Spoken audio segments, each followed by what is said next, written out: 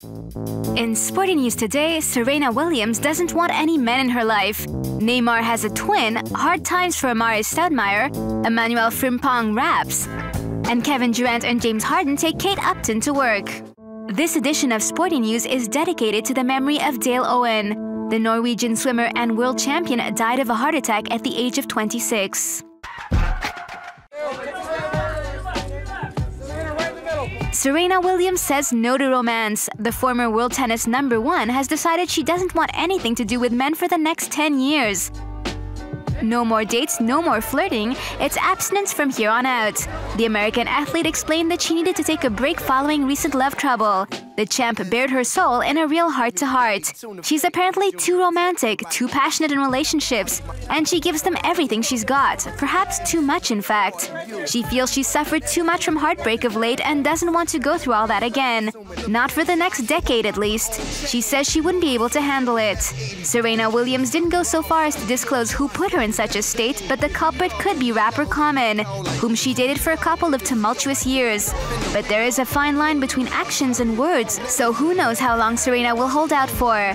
Only time will tell.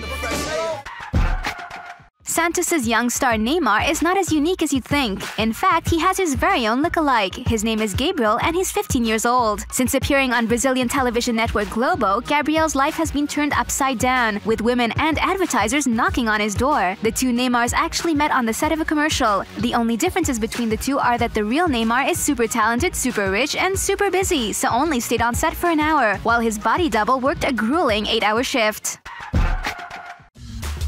Amar'e Stoudemire is having a rough season. The New York Knicks' player's brother passed away earlier this year.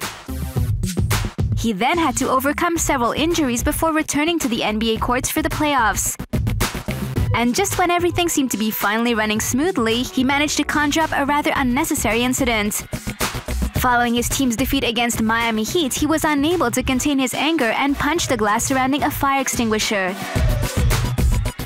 His left hand was left bloody and raw, a regrettable outburst that has ended with stitches and a good chance of further defeats during the rest of the series against Miami. The player's Twitter apology wasn't enough to calm the furor of New York media. The Daily News put him on their cover with a caption that read "Glass hole."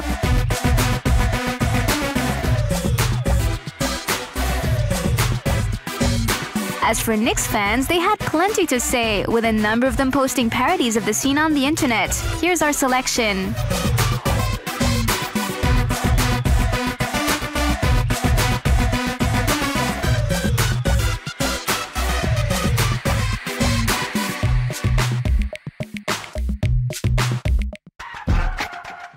Last week we told you about Emmanuel Frimpong's playback performance of a rap song.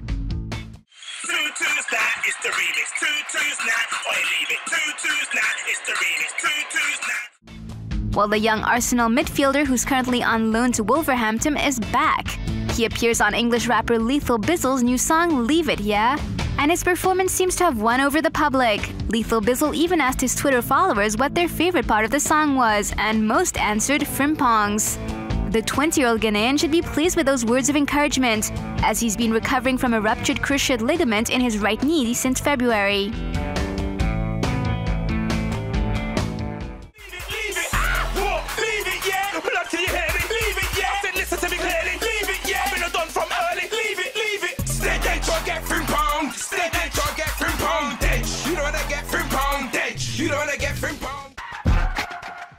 Who hasn't dreamed of bringing a supermodel to work? And yet Kevin Durant and James Harden didn't seem overly thrilled with the experience.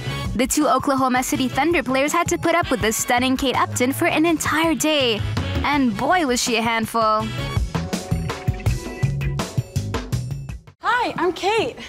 Kevin, nice to meet you. Nice to meet you. All right. I'm really excited. What do we have planned today? What's that shot called? Are you gonna practice your dunking later? I saw one game where you didn't make any shots. And should I block it? So how long are we gonna be here? Did you watch Space Jam? I could hand it to you. So when they swapped roles, the two basketball players took their revenge.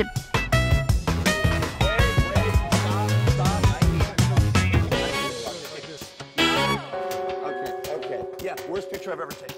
But it turns out this was all in fact part of a commercial for Skull Candy headphones. Who writes these things?